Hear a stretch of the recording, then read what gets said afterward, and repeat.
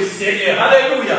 Et donc cet ange était en train de passer pour tuer tous les premiers-nés. Les premiers-nés des bêtes, les premiers-nés des hommes. Il les tuait. Et la Bible dit, cet acte-là a fait que le pharaon s'est levé et il a dit, laissez ces peuples partir.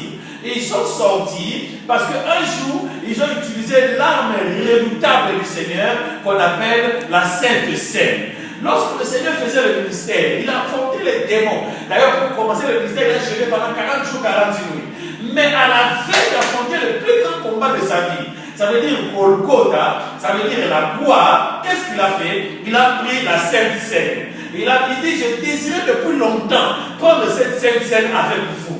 Il a pris la Sainte Seine et ils ont mangé. Et il a dit, ceci est mon corps, ceci est mon sang. Il a dit, faites ceci en mémoire de moi. Car chaque fois que vous allez le faire, vous proclamez que j'étais mort, vous proclamez que je suis assis à la droite du Père, et vous proclamez que je vais revenir.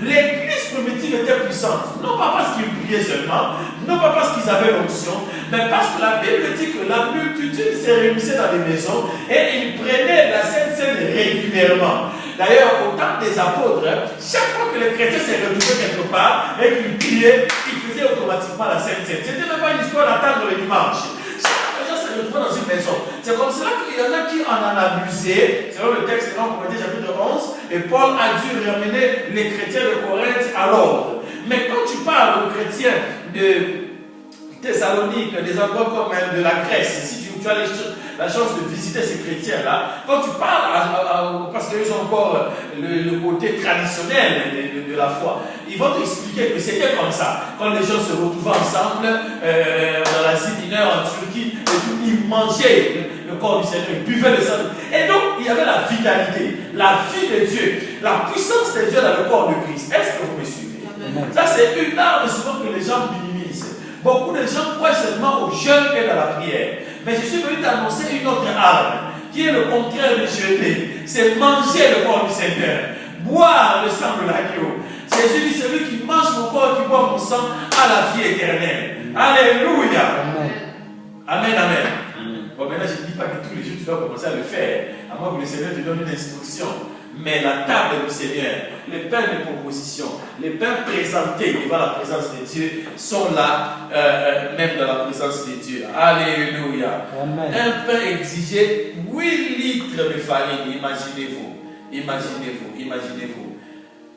Les théakites, plutôt les kéatites, je les connais pour retenir leur nom, les enfants des kéhates, ok, les kéatites, c'était des chantres.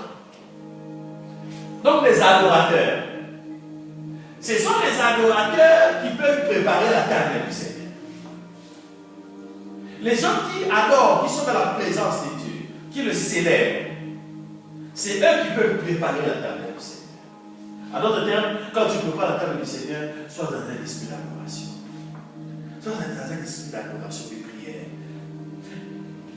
Les 12 pains de proposition, c'est l'image de la totalité de la révélation de la parole de Dieu, telle qu'elle est présentée dans les Écritures.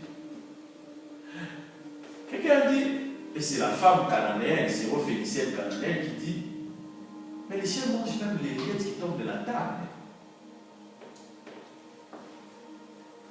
Et tu peux te réjouir de ça. Mais quand tu es un enfant de la maison, tu n'es pas chien, tu n'es pas chienne. Tu n'as pas besoin des miettes, des crumbs. Tu as besoin de tout le pain. Tu as besoin de tout le pain. Paul dit quelque part, il dit, je vous ai annoncé tout le conseil de Dieu. En d'autres termes, je vous ai annoncé l'évangile dans son entièreté. Il est important que tu connaisses la parole dans son entièreté. Pas une partie, mais la totalité de la parole. C'est ça le but de cet enseignement. Pour t'amener à avoir une vue équilibrée, une connaissance stable, partout où tu seras dans le monde. On ne sait pas de quoi le vin sera fait. Cette connaissance va t'aider. Quelqu'un dit amen. Il y a des saisons dans la vie où, pour t'en sortir, Dieu te dira clairement, reste à table. Reste à table du Seigneur. Alléluia. Tu vas voir comment les choses vont finir. Je te dis des choses qui sont dans la Bible et qui peuvent te donner de victoire selon ce que la parole de Dieu dit. Qu'est-ce qui s'est passé à la croix? Il a triomphé publiquement des démons de Satan. Il a livré publiquement en spectacle. Il a déchiré l'acte de les ordonnances nous condamner. Il a triomphé de la mort. Il a dit au mort, où est ton aiguillon, où est ton pouvoir? N'est-ce pas? Quand tu manges le corps du Seigneur, tu fais la Sainte Seine. Ce sont ces genres de choses qui sont en train de se passer dans ta vie. Les condamnations tombent. Les réclamations tombent. Quelqu'un dit Amen avec moi. Amen. J'espère que Dieu a parlé à quelqu'un ici. Amen. Amen. Ma compréhension, c'est que dimanche prochain, c'est la Pâque, c'est ça? C'est celui d'après. Ah, c'est très bien. Parce qu'on a introduit dimanche prochain l'autel de parfum.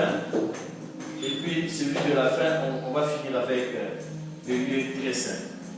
Waouh! Beautiful! Alléluia! Acclamons le Seigneur notre Dieu. Si tu as été béni,